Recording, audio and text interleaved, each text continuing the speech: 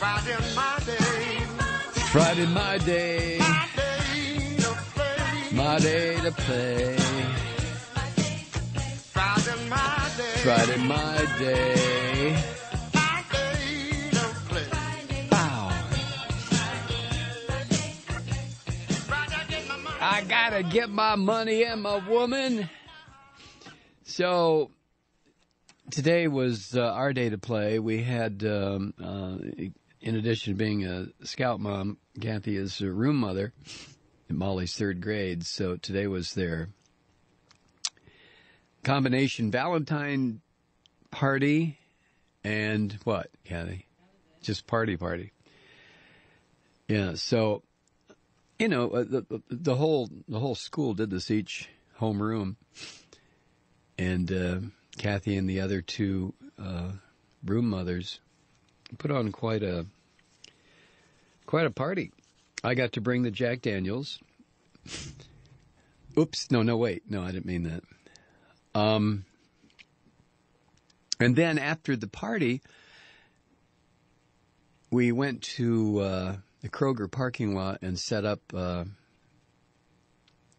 Girl Scout cookie sales booth. That's always a hoot. I swear to God, there's something about these cookies. We're in the process of setting up, and people are coming over, pushing money at us. Have you got the Samoas? Where are the trefoils? Where are the Thin Mints? And it's getting pretty cold and blustery down here. We may have snow here tomorrow in the foothills of the North Georgia mountains, just outside Atlanta. So it's pretty cold out. But Friday is our day to play. That was our day today. Do. I was just kidding about Jack Black at the elementary school. Just kidding. It was actually really good scotch. This hour is being sponsored by David Richard, and he's a CPA. Thank you, David. And he would like you to visit his website, Dave, D-A-V-E, Richard, CPA.com. Dave Richard, CPA.com. Thanks, David.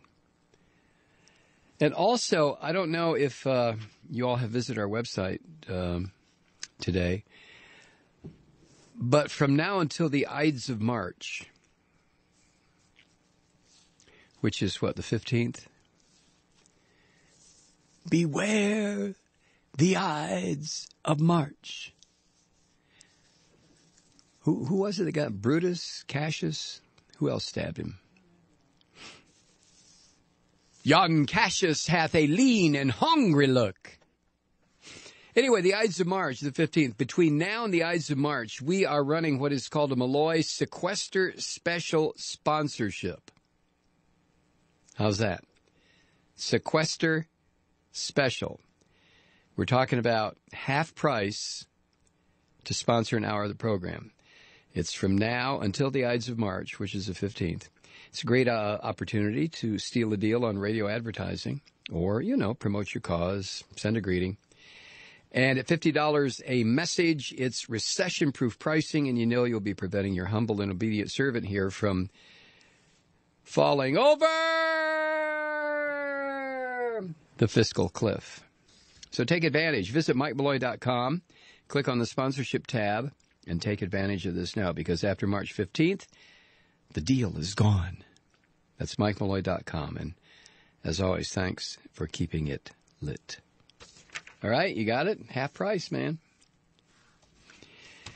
As you know, the Republican dogs from hell turned on Chuck Hagel, and up to this point have denied him the appointment as Secretary of Defense. And, a lot of speculation why. Well, he was a maverick. Well, so was John McCain. Well, senators have a long memory.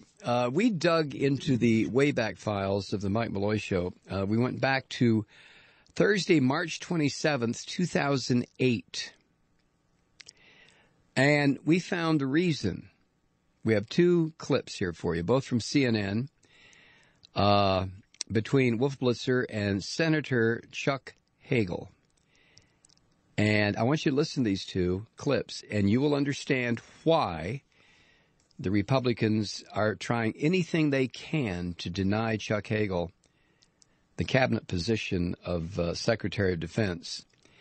Now, this first one, it was the day after what we used to call Mensa Man, that was Bush, gave his Everything's Rosy speech about the miracle surge in Iraq. And Hagel weighed in on the Situation Room with Wolf Blitzer. Blitzer asks Hagel, is President Bush giving the public too rosy a picture of what's happening in Iraq right now? I did write those words. No, let's not do that one. Let's do the other one. Okay, let me... 64. Let me set it up again. Blitzer says, is President Bush giving the public too rosy a picture of what's happening in Iraq right now? Well, I think this is another episode of Alice in Wonderland. What's up is down, and what's down is up. What do you mean stability and security? Baghdad, for example, has been over the last year essentially ethnically divided. You've separated the Sunnis and the Shias, and to somehow make some assertion that things are looking much, much better in Baghdad, and it's calm again, and it's back to where it used to be, is not the case. And when you look at the casualties the United States has taken since the so-called military surge, over 900 deaths, you look at almost 30,000 wounded, and the money we've put in there. And then the other point of this is, too, if in fact the surge has calmed things to a point where the president and others are saying, well, they've done a great service and they've achieved some terrific things, why then is the administration talking about keeping more American troops in Iraq for the remainder of this year than we had before the surge? Ow! You see, Chuck Hagel dared to speak the truth. He did. Then Wolf Blitzer quoted from Hagel's book that was new at the time, entitled America, Our Next Chapter. And he asked about Bush's incompetence and arrogance. Wolf Blitzer did. He said to Hagel, I want to just read one quote from the book because it's a powerful quote and get your explanation. Here's the quote. So why did we invade Iraq? I believe it was the triumph of the so-called neoconservative ideology as well as Bush administration arrogance and incompetence that took America into this war of choice. They obviously made a convincing case to a president with very limited national security and foreign policy experience who keenly felt the burden of leading the nation in the wake of the deadliest terrorist attack ever on American soil. But the words arrogance and incompetence jumped out at me, Wolf said. You want to elaborate on what you meant by writing those words? I did write those words, and I meant it, and I still mean it. And I think it was arrogance and incompetence that put this country in such a hole here around the world. Arrogance meaning that they wouldn't listen to anyone. They didn't listen to our allies. Every major leader in the Middle East that I talked to, and I certainly know the president and others talked to before we invaded Iraq, warned the president, warned the vice president, warned Secretary Powell not to do this. Even a number of senior Israeli officials warned them not to do it. Members of Congress asked questions. I was among those who said, wait a minute, slow down. Let the IAEA, the International Atomic Energy Agency officials finish their job. Slow this train down. They wouldn't listen to anybody. It was just raw arrogance. Incompetence? I think it was incompetence.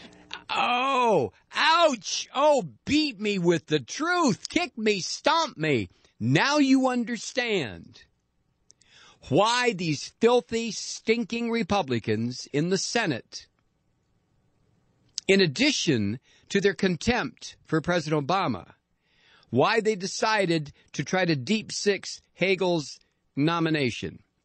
This stuff is 5 years old, but these rat bastards, they have an institutional memory, and the one that was handed the reins to this institutional memory was this new little twit from Texas, Senator Cruz. But now you know why. Right down and sign my name. I'm George W. from Texas. We lead the states in dirty air. He rocks in Texas with polluted air. I'm George W. from Texas. We states and dirty air. Number one, we could say the last sea turtles, but they don't vote, so I don't care.